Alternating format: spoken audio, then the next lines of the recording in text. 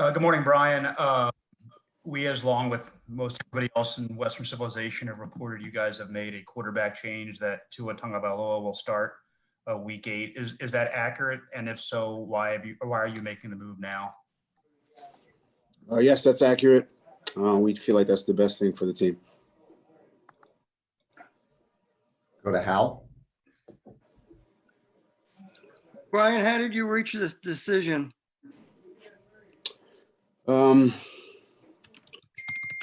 Practice, we talked about it as a staff, Chris, personnel department. We just felt like it was the best move for the team right now. And, that's how we're going to move forward. Omar. Brian, in 2 weeks ago, you talked about the concern about Tua's injury history, and also you mentioned that he wasn't ready to start for the team. What changed between then and now?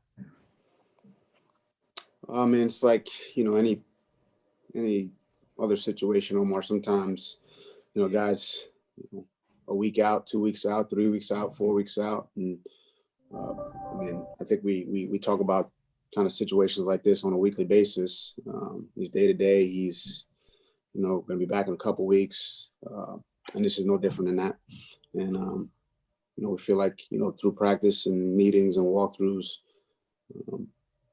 that he's ready. And that's how we're going to go moving forward. Cam. Good morning, Flo. We know that you initially had a week 11 bye that was kind of moved up to week 7 because of the schedule. Did that have any impact on this decision? The fact that it is your bye and maybe it was moved around a little bit. I don't think it hurts, but we just feel like this was the best move for our team right now, and look, Fitz has done a great job. He's been productive. His leadership's been great. It's not an easy decision, for me or us as an organization, but we felt like for the team now moving forward, this is the move we needed to make. Josh. Good morning, Flo. When it comes to the decision, I know you've fielded, I think, 3 questions to begin this morning, and I know it was only 5 snaps, but did seeing him out there this past Sunday and that rollout, did that play a factor into seeing how comfortable he was out there in the decision? That's just part of the evaluation, Josh. But this has been ongoing since we got here in training camp, and no different than any other player. Every meeting, walkthrough, lifting session, it's all part of the evaluation. And again, we just feel like this is the best move for us going forward. Steve.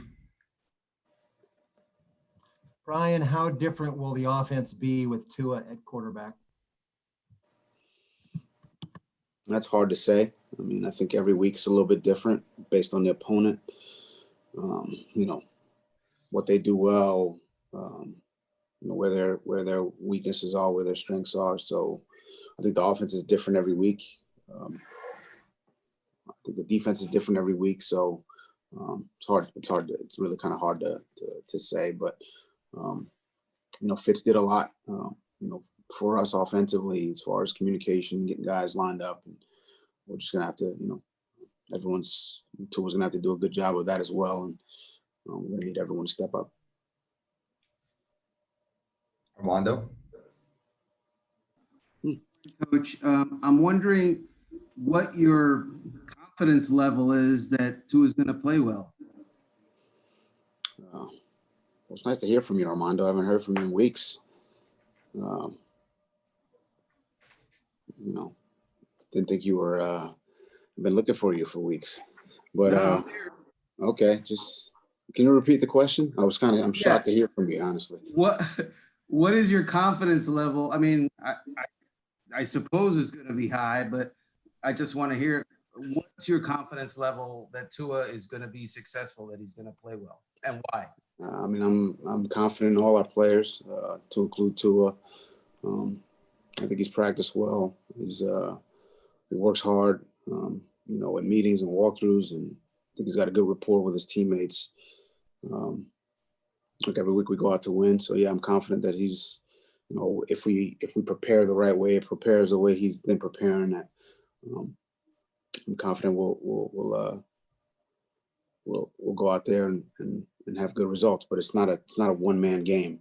I think that's the one thing that it's football, so you need 11 guys on each play to go out there and play together and play as a team. And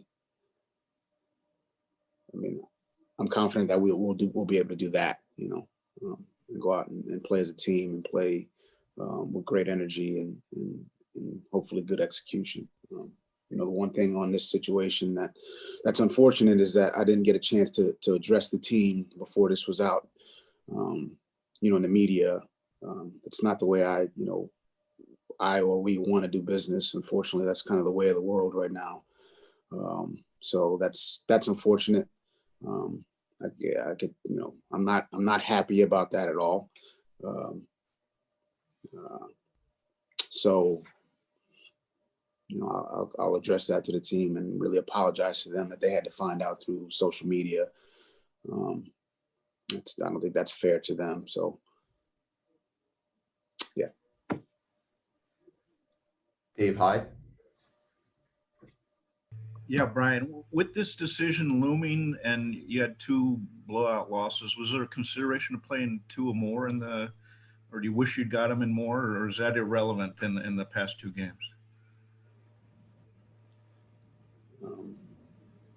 Blowout losses. Blowout wins. San Francisco and the Jets. I'm sorry. Do you wish you'd got more? Or we played him against the Jets, so he got in there. But no, I think what we've seen in practice, what we've seen in meetings and walkthrough. The situation is where it is. He's only had the few snaps in the Jet game.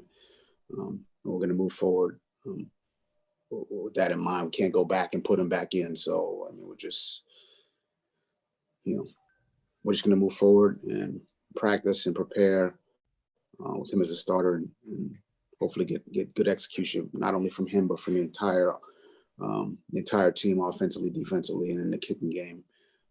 Again, it's a team game. This isn't just a one man show. We're going to need everybody, players, coaches, trainers, everybody to have success on the field. Barry. Hi, Brian. I'll ask the one Tua question on this entire call. There was a report on the NFL website that you guys tried to sign Damon Harrison. Is that true? Do you feel like you need veteran defensive tackle help with Devon out, or do you feel it's enough with Sealer, Raekwon Davis, Wilkins, obviously, end and tackle? Want to make sure also Raekwon's shoulder will not keep him out long term. Honestly, that's really more of a question for Chris. Again, he handles all the phone calls and things of that nature. There's calls going. Like I've worked in personnel. There's calls every day about different players and potential this, potential that. I would say maybe 1% of that actually happens. Based on the volume of calls versus the actual transactions or trade or signing that happens. So maybe 2%. So a lot of that goes on. But really, again, it's more a question for Chris. As far as our D tackle depth, I think between Raekwon and Sealer and Christian, we had Benito up last week, and as far as Raekwon, he's rehabbing his injury, and I know he's working to get back as soon as he can. But I thought they're playing okay, and we can always room for improvement, but I think I'm happy with those guys. Ruthie. Hey, Flo, good morning. Can you talk, I know you talked about this a ton, but what role has Fitz played in just getting Tua ready for this decision, and how important will his guidance and leadership continue to be kind of as Tua develops and learns? Look, Fitz he's been great. He's been great, really, for the last 2 years or a year and a half. I don't know if there's anybody who's been more instrumental in trying to instill a culture and embody, a lot of the things that we're looking for, from a toughness, competitiveness, team first. So, and he's made an impact on Tua, but a lot of other players on this team. So I have a great respect for him, and that made this decision, very tough. But at the end of the day, as a team, we felt like the best thing to do for our team now moving forward was to go with Tua. But I think Fitz and the way he handles himself, and the his impact on the team, I think it'll still be there. But he's been a tremendous asset and leader on this team. All right, we have time for one more for Joe Shad. Good morning to you, Flo. Obviously, we're not able to watch practice once the season starts. And so can you kind of fill us in terms of what you've seen in the areas of accuracy, consistency, and decision-making, and how much improvement there's been for Tua from the first week to now? I think, we've seen a lot of improvement, from Tua, from all of our rookies, I would say, and a lot of our, non-rookies, second-year players, third-year players, et cetera. I think Tua specifically, I think he's gotten more comfortable. But yes, accuracy, decision-making, all those things have been good in practice. But again, practice is very different than games. And we're gonna do everything we can from a meeting, a walkthrough, a practice standpoint, to get them ready to play in the game. And obviously we're comfortable and confident that, he'll be able to be competitive in those games when the time comes. But there's a lot that leads up to that. And also, I should say again, it's not just one person. We're going to need contributions from really everyone: O-line, running backs, tight ends, receivers, defense, special teams. It's a team game. It's never on one person. We've got to coach it well. And I think if we do that, then we at least put ourselves in the best position to try to have some success.